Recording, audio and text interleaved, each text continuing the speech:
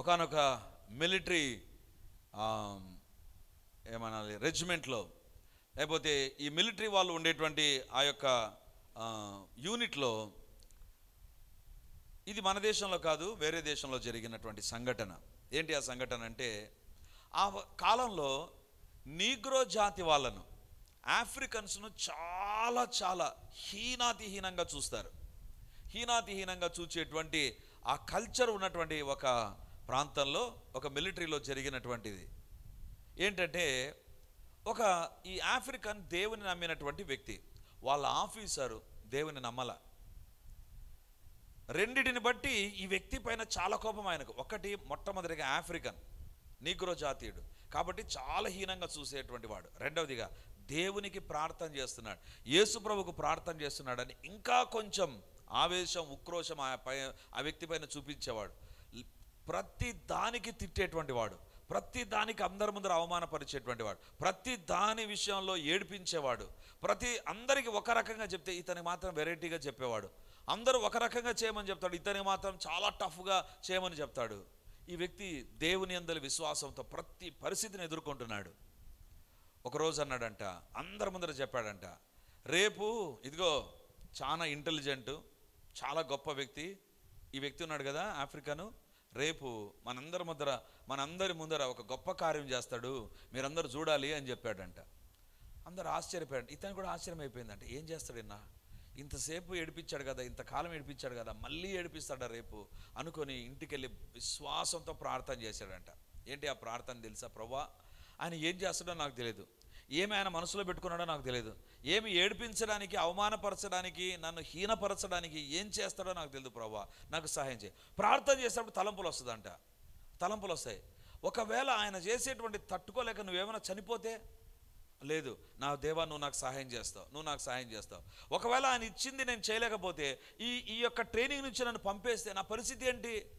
ఆ తలంపు వచ్చినప్పుడు, లేదు దేవా నువ్వు సహాయం చేస్తావు ప్రభా, ఇలాంటి అపనమ్మిక రాకుండా చేయి ప్రభా అని ప్రార్థన చేసేటువంటి వాడంట. ఎంతసేపు ప్రార్థన చేసినా అడుగుతాడు, వెంటనే ఒక అపనమ్మిక తలంపు వస్తుందంట. అపనమ్మిక తలంపు. ఇక ప్రార్థన చేసి అపనమ్మిక తలంపులు వస్తూ ఉంటే వాటిని ఎదిరించి, వాటి నిమిత్తం ప్రార్థన చేసి బంధించి, ఎప్పుడు నిద్రపోయాడు.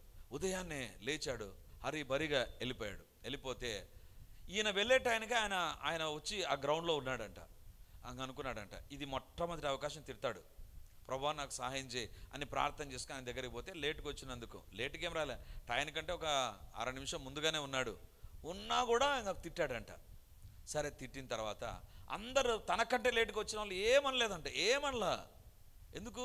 ఇతని పైన చాలా కోపం, పగ, ఈర్ష్య, ద్వేషం అన్నీ కలిగి ఉంటున్నాడు. అందరూ వచ్చిన తర్వాత, నిన్న మీకు ఒకటి చెప్పాను కదా నేను, ఏంటంటే ఇదిగో ఈ యొక్క నీగ్రో జాతీయుడు ఉన్నాడు కదా, దేనికి పనికిరాడు చూసారా, దేనికి యోగ్యం కాడు, ఇలాంటి వ్యక్తి మన దగ్గర ఉండి మన కర్మ ఏం చేద్దాం అనుకొని నేను ఒక పని చేయాలనుకుంటున్నా. ఏం లేదు, ఇదిగో నీకు బీగాలు ఇస్తున్నా, ఆ జీప్ను ఇక్కడ నుంచి ఒక 10 రౌండ్లు కొట్టు ఇక్కడ అన్నాడంట. ఈ గ్రౌండ్ చుట్టూ 10 రౌండ్లు కొట్టు అన్నాడంట. ఇతను అనుకున్నాడంట, నేను ఏదో పెద్ద టాస్క్ ఇస్తాడు అనుకుంటే 10 రౌండ్లు కొట్టమన్నాడు, అంతే కదా, ఈజీనే కదా అనుకున్నాడంట. పోతూ ఉంటే గట్టిగా నవ్వుతున్నాడంట. ఈయనకు అర్థం కాల. ఇచ్చింది చాలా సింపుల్ టాస్క్. ఏంటి? జీప్ను డ్రైవ్ చేయమని 10 రౌండ్స్ కొట్టమని, 10 రౌండ్స్ ఆ యొక్క గ్రౌండ్లో తిరగడం. It's very easy. పరిగెత్తమంటే కష్టం, లేకపోతే కుంటుకుంటూ వెళ్ళాలి అంటే కష్టం. ఇదేంటిది, వెరీ సింపుల్ కదా, జీప్ డ్రైవ్ చేయడం ఏంటి అనుకుంటే, ఆయన పోతుంటే గట్టిగా నవ్వుతున్నాడంట. ఆ జీప్లో పోయి కూర్చున్నాడంట, కీ తీసుకున్నాడంట, చిన్న ప్రార్థన చేశాడంట. ప్రభువా, ఆయన ఏం స్కెచ్ చేశాడో నాకు తెలియదు, ఏం ప్లాన్ వేసాడో నాకు తెలియదు, నాకు సహాయం చేయి. అనుమానం వస్తుందంట, ఒకవేళ నేను సరిగా డ్రైవ్ చేయకపోతే, ఒకవేళ ఆయన కరెక్ట్గా స్పీడ్లో ఒకే స్పీడ్లో పోకుండా నేను ఒకవేళ మారిపోతే, లేకపోతే ఎక్కడైనా బ్రేక్ వేయాల్సిన చోట బ్రేక్ వేయకపోతే ఏం తప్పు చేస్తానో ఏమో, మళ్ళీ తలంపులు వస్తాయి. లేదు ప్రభువా నువ్వు నాకు సహాయం చేయి అని ప్రార్థన చేసి కీ పెట్టి స్టార్ట్ చేశాడంట. స్టార్ట్ చేస్తే అంతవరకు దూరం నుంచి గట్టిగా నవ్వుతున్నటువంటి వ్యక్తి ఒక్కసారి లేచి నిలబడ్డాడంట. లేచి నిలబడి ఆయన జీప్ తీసుకొని వెళ్తూ ఉంటే మోకాళ్ళ పైన పడ్డాడంట. ఏంటి నా మోకాళ్ళ పైన పడ్డాడే అనుకున్నాడంట. ఇంకా కొంచెం దూరంకి వెళ్తున్నా కానీ కింద పడి దొరలాడి ఏడుస్తున్నాడంట. అరే ఏమైపోయింది, నేను ఏం చేశాను, ఏం చేయలేదు కదా, జీప్ను డ్రైవ్ చేస్తున్నా అంతే. మొదటి రౌండ్ అయిపోయిందంట. ఆయన చూస్తాడంట, ఏడుస్తాడంట. ఆ రౌండ్ కొడుతుండగా జీప్లో ఉండేటువంటి వ్యక్తిని చూస్తాడంట, ఏడుస్తాడంట. ఇప్పుడు మీరందరూ చూస్తున్నారు చూసారా, అట్లాగనే అక్కడ ఉండే వాళ్ళందరూ చూస్తున్నారంట. ఎందుకని ఏడుస్తున్నాడు? జీప్నే కదా డ్రైవ్ చేయమనేది, చేస్తున్నాడు కదా. ఇక 4-5 రౌండ్లు కొట్టిన తర్వాత లేచి నిలబడి అడ్డంగా జీప్కి వెళ్ళిపోయి ఒక మాట అన్నాడంట, చెయ్యెత్తి దండం పెడుతూ, ఆపేసేయి ఆపేసేయి ఆపేసేయి. అతను ఆపేసాడంట. అప్పుడు తన దగ్గర ఉండేటువంటి మిగిలిన వాళ్ళందరినీ పిలిచాడంట, రండి రండి దగ్గరికి రండి. ఇంతవరకు ఈయన నీగ్రో జాతీయుడని, ఈయన దేవుని నమ్మిన వ్యక్తి అని ఎగతాళి చేశాను, అవమానపరిచాను. అమ్మో, ఈయన నమ్ముకున్న దేవుడు సామాన్యుడు కాదు. అందరికి అర్థం కాలేదు, ఎందుకు ఏమైందని. జీప్ డ్రైవ్ చేశాడు అంతే కదా. అప్పుడు ఆయన అంటున్నాడంట, నిన్న రాత్రి నేను ఇక్కడికి వచ్చి ఈ జీప్ దగ్గర, ఈ జీప్కు ఉండేటువంటి ఇంజన్ ఊడబీకి అదిగో అక్కడ పెట్టాను. ఈ జీప్ ఎట్లా వెళ్ళింది, ఈ జీప్ ఎట్లా వెళ్ళింది, ఇతన్ని ఇది స్టార్ట్ కాకపోయింది అనుకో తిట్టొచ్చు నేను, కానీ స్టార్ట్ అయింది. స్టార్ట్ కావడం కాదు, వెళ్ళిపోయాడు. ఆయన అన్నంట, కొంతమంది పిలిచి ఆ బ్యానెట్ ఓపెన్ చేసి చూడండి. బ్యానెట్ ఓపెన్ చేస్తే ఆడ ఇంజన్ లేదు. అప్పుడు ఆయన అన్నాడంట, వీళ్ళ దేవుడు సజీవుడు. హల్లెలూయా. చప్పట్లు కొట్టి దేవుని మహిమపరుస్తాం గట్టిగా. దేవుని బిడ్డలారా, ప్రార్థన చేసేటప్పుడు నీకు నాకు వచ్చేటువంటిది ఏంటి తెలుసా? అనుమానాలు వస్తాయి. ప్రార్థన తర్వాత కూడా అనుమానాలు వస్తాయి. మనకు ఏమనాలి, సంకోచాలు వస్తాయి, డౌట్లు వస్తాయి. ప్రార్థనలో మొదటి అనుభవం నమ్మి ప్రార్థన చేయడం. రెండవ అనుభవం ఏంటి తెలుసా? ప్రార్థన చేస్తుండగా అపనమ్మికతో కూడినటువంటి తలంపులు, ఆలోచనలు మనకు వస్తాయి.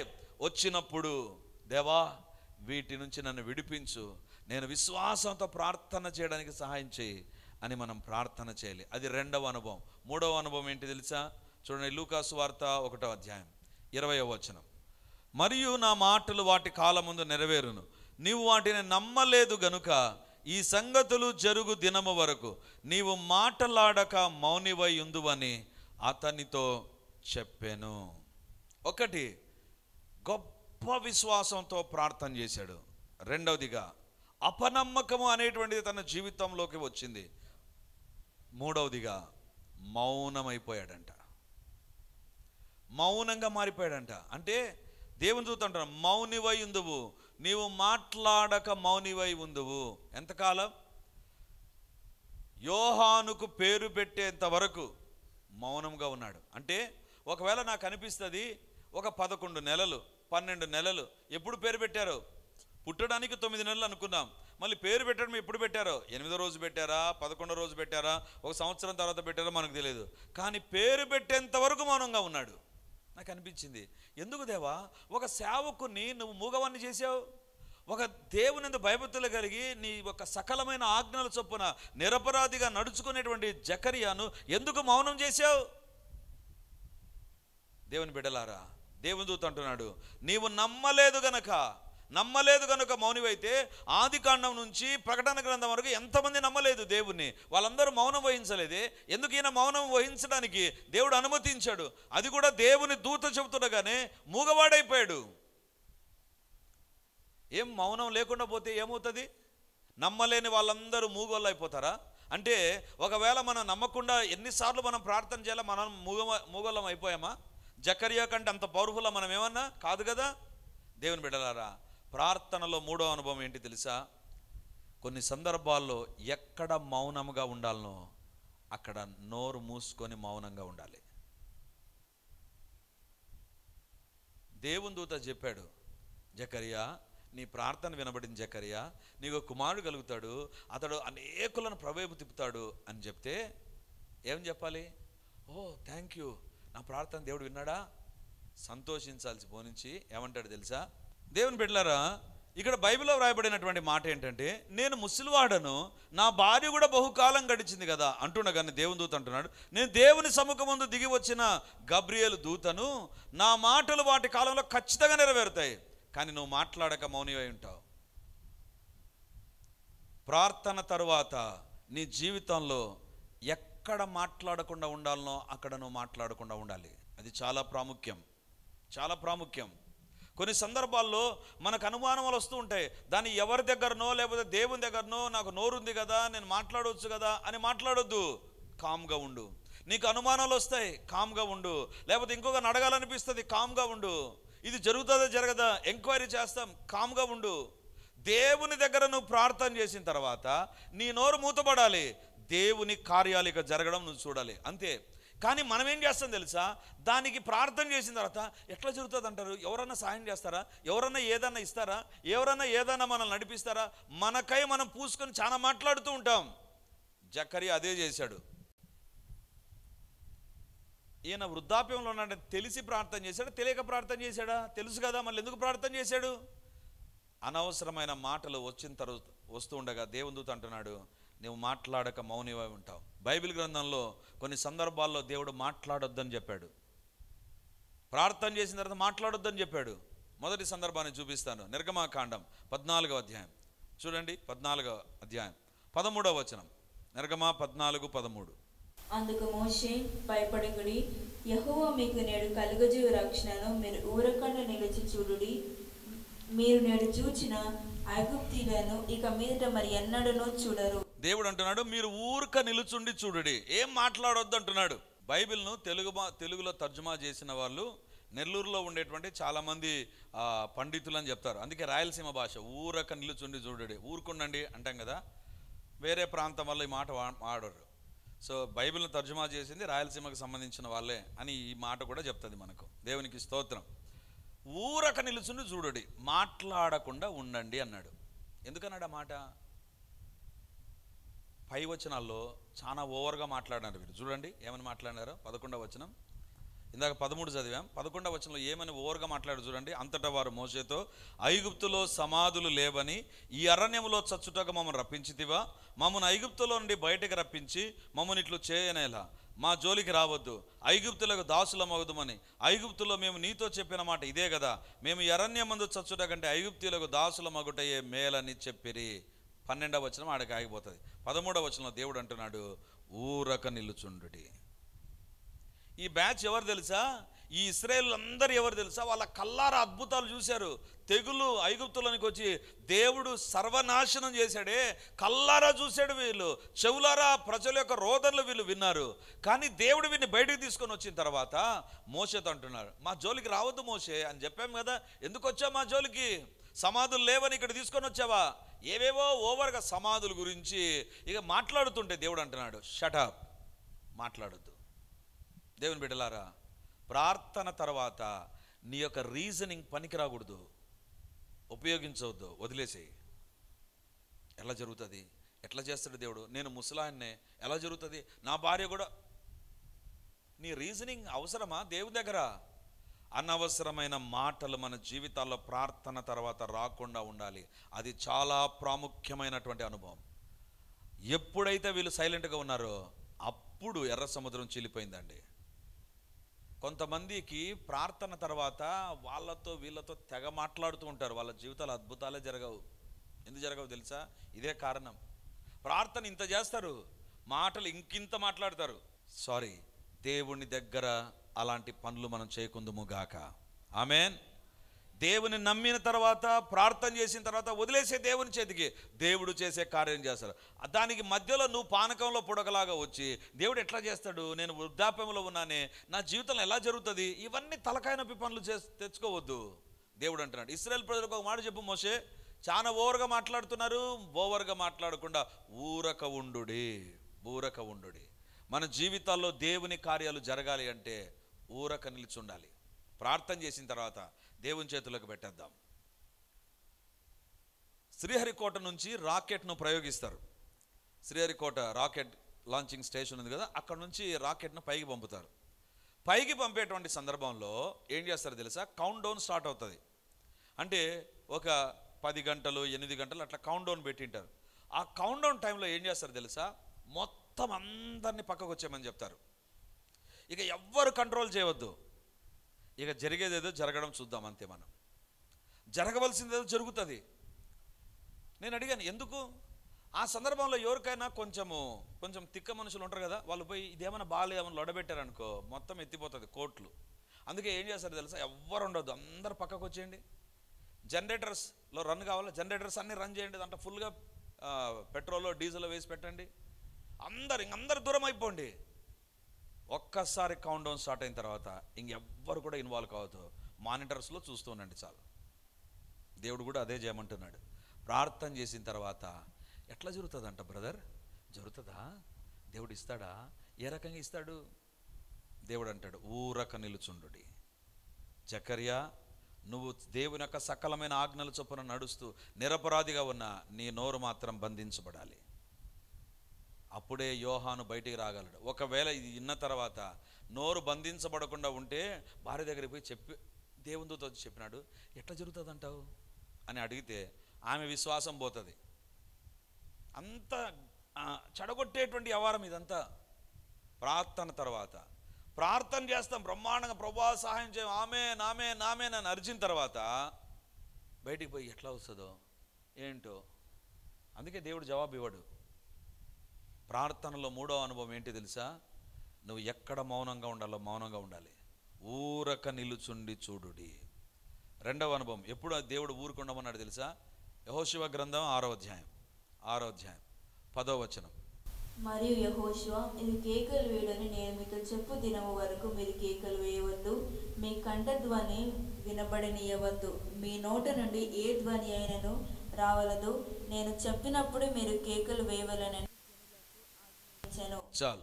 ఇక్కడ మనం చూస్తాం, కేకలు వేయుడని నేను చెప్పు దినం వరకు మీరు కేకలు వేయవద్దు, మీ కంఠ ధ్వని వినబడనీయవద్దు. నీ కంఠములో నుంచి శబ్దం కూడా బయటికి రాకూడదు. అంటే కామ్గా తిరుగుతుండాలి. ఎందుకు కామ్గా తిరగమన్నాడు తెలుసా? ఎరికో గోడలు కూలాలి అంటే వీళ్ళు ఎరికో గోడ చుట్టూ తిరుగుతూ ఉంటే ఒకడు అడుగుతాడు వచ్చి, ఇంత పెద్ద గోడ పడిపోవడానికి దేవుడు ఏం వాడతాడు? యెహోషువకు బుద్ధి ఉంది, మాట్లాడుతున్నాడా? తిరిగితే ఏమన్నా పడిపోతాయా? ఎరికో గోడలు పడిపోవాలంటే మన దగ్గర ఏం లేవే, ఒకవేళ పడిపోయినాయి అనుకో వాళ్ళు మన మీదకి వస్తే మనం చచ్చిపోతామే. ఇవన్నీ మాట్లాడే బ్యాచ్ ఉంటుందాడా. అందుకే దేవుడు అన్నాడు, మీ కంఠ ధ్వని వినబడనీయవద్దు. ప్రార్థన తరువాత దేవుని చేతకి అప్పగించి కామ్గా ఉండు. నువ్వు చేయాల్సింది ఏంటి తెలుసా? తిరగమన్నాడు కదా, తిరుగుతూ ఉండు, అంతే. ఇంకంతకంటే ఏం చేయొద్దు. కంఠధ్వని వినబడద్దు, కేకలు వేయకూడదు, తిరుగుతూ ఉండండి అంతే.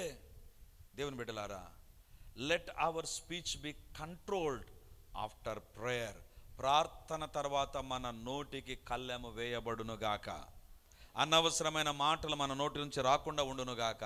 అనవసరమైన డౌట్ క్లారిఫికేషన్ కోసం ఎవరి దగ్గరికంటే వాళ్ళ దగ్గరికి తిరగకుండా ఉందుముగాక.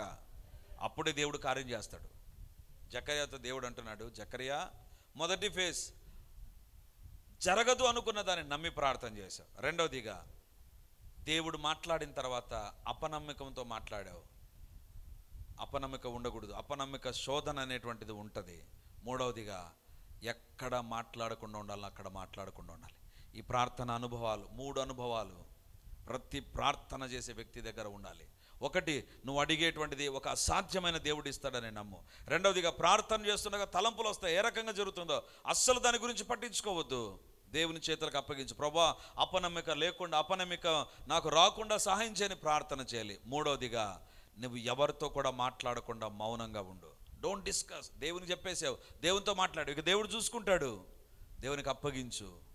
దేవుని బిడ్డలారా, మన జీవితంలో మనం అనవసరమైన మాటలు మాట్లాడి సాతానుకు అవకాశాలు ఇవ్వకుండా ఉందుముగాక. ఆమేన్. ప్రార్థనా శక్తి నాకు కావాలయ్యా, నీ పరలోక అభిషేకం కావాలయ్యా. ప్రార్థనా శక్తి నాకు కావాలయ్యా, నీ పరలోక అభిషేకం కావాలయ్యా. యేసయ్యా కావాలయ్యా, నీ ఆత్మ అభిషేకం కావాలయ్యా. యేసయ్యా కావాలయ్యా, నీ ఆత్మ అభిషేకం కావాలయ్యా. ప్రార్థనా శక్తి నాకు కావాలయ్యా.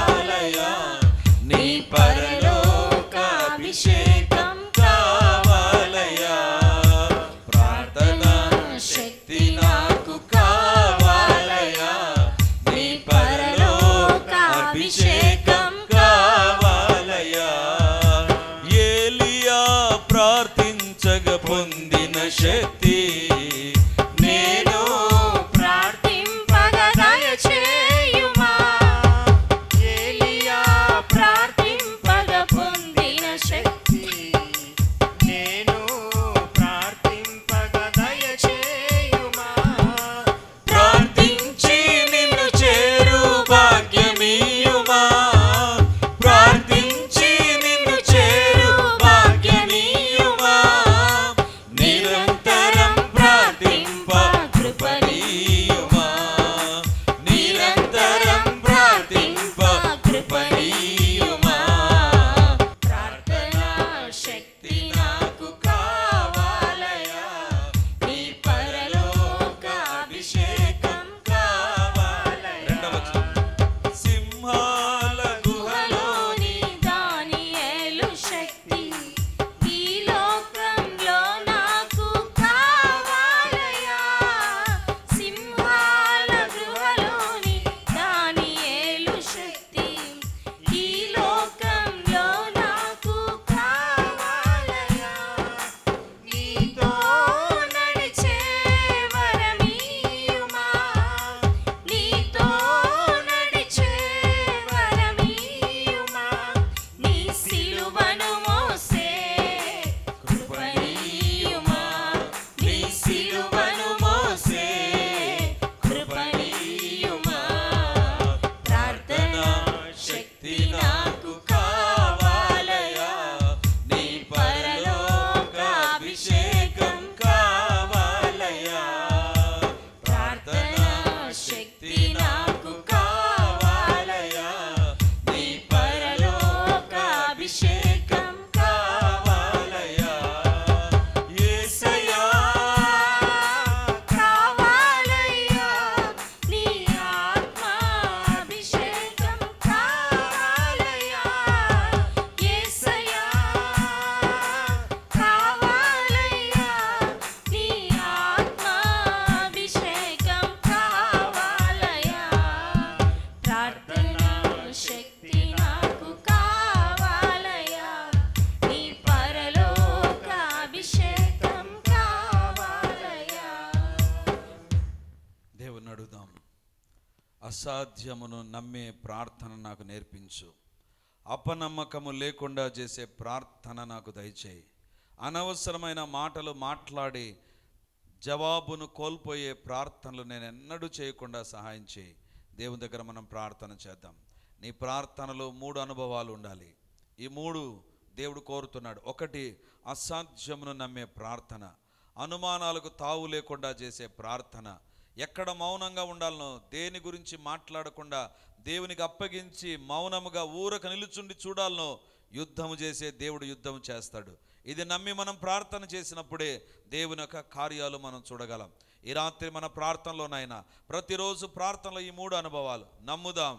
అపనమ్మకం లేకుండా దేవుని దగ్గర మనం ప్రార్థన చేద్దాం. మూడవదిగా, అప్పగించిన తర్వాత ఇక దాని గురించి పట్టించుకొనకుండా దేవునికే మనం అప్పగించి మాట్లాడక ఉందాం. దేవుడు తన కార్యాలు జరిగిస్తాడు. ఈరోజు ఈ వాక్యపు వెలుగులో మనల్ని పరీక్షించుకుందాం.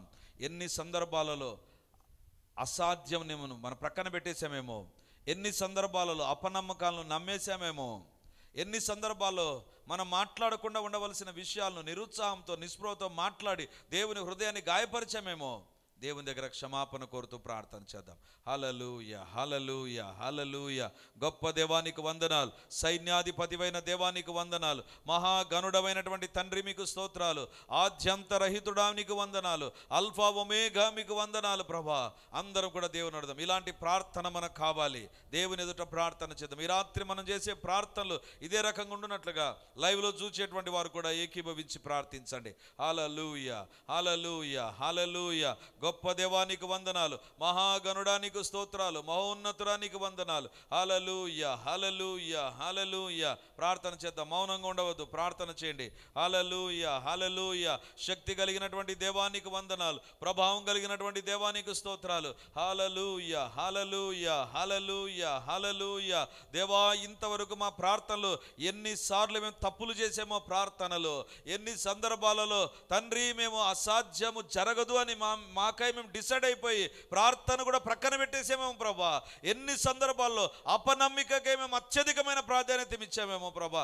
ఎన్ని సందర్భాలలో మా మాటలు, ప్రార్థన తర్వాత మా మాటలు నీ హృదయాన్ని గాయపరిచాయో నాయన. క్షమించండి నాయన, క్షమించండి ప్రభా. నీ రక్తము మమ్మల్ని కడుగునుగాక. మా ప్రార్థనలో ఎక్కడెక్కడ మేము తప్పు చేసినా మీ రక్తమే మమ్మల్ని కడుగునుగాక. మీ రక్తమే మమ్మల్ని కడుగునుగాక. మీ రక్తమే మమ్మల్ని కడుగునుగాక. మీ రక్తమే మమ్మల్ని కడుగునుగాక. ఈ రోజు నుంచి మా ప్రార్థనలు అసాధ్యమైన వాటి నిమిత్తమై ప్రార్థించుదుముగాక. అలాంటి విశ్వాసం మాకు కలుగునుగాక. ప్రార్థించినప్పుడల్లా మాకు వచ్చేటువంటి సాతాను తీసుకొని వచ్చే అపనమ్మకాలు మేము నమ్మకుండా ఉందుముగాక. మా అపనమ్మకాల విషయంలో మీ దగ్గర ప్రార్థించుదుముగాక. ప్రార్థనలో మేము విశ్వాసం కలిగిన వారుగా మాత్రమే కనబడుదుముగాక. అపనమ్మికకు చోటివ్వని వారంగా ఉందుముగాక. మా జీవితాల్లో అపవాదికి ఎట్టి పరిస్థితుల్లో చోటు లేకుండా చేయండి ప్రభువా. దేవా, అపనమ్మిక మాకు లేకుండా రాకుండా కాపాడండి ప్రభువా. అలాంటి ప్రార్థనలు మేము చేయుదుముగాక. అలా ప్రార్థించే కృప మాకు కలుగునుగాక. దేవా, నీ పాదాల దగ్గర ఇప్పుడు అడుగుతున్నాం ప్రభా. ఎన్ని సందర్భాల్లో ప్రార్థన తర్వాత అనవసరమైన మాటలు మాట్లాడి నోరు జారి మా ప్రార్థనలకు మేము ఆటంకంగా మారిపోయామో మీ శిలవ రక్తం మమ్మల్ని కడుగునుగాక. ఊరక నిలిస్తేనే ఎర్ర సముద్రం చిలిపోయింది నాయన. నాయనా, మీకు వందనాలు, మీకు వందనాలు ప్రభా. ఎరికో గోడలు కంట ధ్వని వినబడనందుకు తన్ని ఎరికో గోడలు కూల్చివేశారు ప్రభా. జకరియా మౌనముగా ఉన్నందుకు యోహానును తీసుకొని వచ్చారు ప్రభా.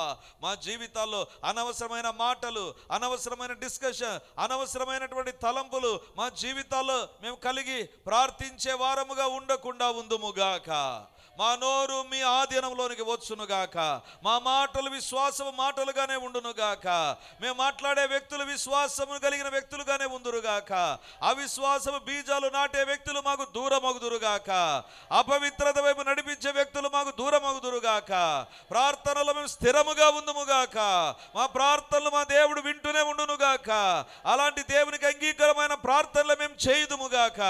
దేవా యేసయ్య, మాకు ఈ కృప కలుగునుగాక. ఈ కృప మాకు కలుగునుగాక. ఈ కృప మాకు కలుగునుగాక. ఈ కృప మాకు కలుగునుగాక. ఈ కృప మాకు కలుగునుగాక. జకరియా జీవితంలో ఈ మూడు అతనికి నేర్పించారు ప్రభా. అందుకే యోహానును తీసుకొని వచ్చారు. మా జీవితంలో మాకు రావలసిన శ్రేష్టమైన దీవెనలు ఈ మూడు అనుభవాల ద్వారా పొందుకొందుముగాక, అనుభవించుదుముగాక, వాగ్దానాలు స్వతంత్రించుకొందుముగాక, అపవాది క్రియలు లయమైపోవునుగాక. దేవా, ఈ వాక్యం మా హృదయ పలకలపైన లిఖించి మహిమను పొందుమని మమ్మల్ని మేము తగ్గించుకుంటూ మీ నామాన్ని హెచ్చిస్తూ యేసయ్య మహిమ కలిగినటువంటి నామమందు ప్రార్థించి అడిగి పొంది ఉంటున్నాము తండ్రి. ఆమేన్, ఆమేన్, ఆమేన్. Praise the Lord. యేసుక్రీస్తు పరిశుద్ధ నామమందు మీ ఒక్కొక్కరికి మా వందనాలు తెలియజేస్తుంటున్నాను. రిడీమర్ చర్చిలో ఇంతవరకు 2 ఆరాధనలు ప్రభు తన నామహిమార్థమై జరిగిస్తూ వచ్చారు. డిసెంబర్ 1 నుంచి 3వ ఆరాధన ప్రారంభించబోతున్నాం. అది ఉదయకాలం 8 నుంచి 9:30 వరకు ఉండబోతుంది. మొదటి ఆరాధన 8 గంటలకు ప్రారంభమవుతుంది. 2వ ఆరాధన 10 గంటలకు ప్రారంభమవుతుంది. 3వ ఆరాధన సాయంత్రం 7 గంటలకు ఉంటుంది. దేవుని బిడ్డలారా, ఎవరైనా ఉదయం ఆయా పనులు కలిగి 2వ ఆరాధనలకు రాలేకపోతున్నారని భావించి ఈ యొక్క మొదటి ఆరాధన ప్రారంభిస్తున్నాం. సో ఈ యొక్క అవకాశాన్ని సద్వినియోగం చేసుకొని దేవుని యొక్క సన్నిధికి వచ్చి దైవ దీవెనలు మీరు పొందాలని కోరుతున్నాం. మొదటి 2 ఆరాధనలో మాత్రమే ప్రభు బల్ల ఉంటుంది. కాబట్టి సిద్ధపడి దేవుని సన్నిధికి రమ్మని మిమ్మల్ని కోరుతూ ఉన్నాను. ప్రతి ఆరాధనలో ప్రత్యేకమైనటువంటి సందేశం, ప్రతి ఆరాధనలో వచ్చిన ప్రతి ఒక్కరూ దేవుని యొక్క ఆత్మ ద్వారా తాకబడి దీవించబడి వర్ధిల్లున్నట్లుగా ప్రత్యేకమైన ప్రార్థనలు ఉండబోతున్నాయి. కాబట్టి రండి. మీరు ఏ ప్రాంతానికి సంబంధించిన వారైనా ఈ యొక్క పరిచర్యకు మిమ్మల్ని ప్రేమతో ఆహ్వానిస్తుంటున్నాం. మరి ముఖ్యంగా స్థానికంగా ఏ సంఘానికి వెళ్ళనటువంటి వారైతే తప్పకుండా రిడీమర్ చర్చ్కి వచ్చి దేవుని మీరు ఆరాధించాలని కోరుతున్నాం.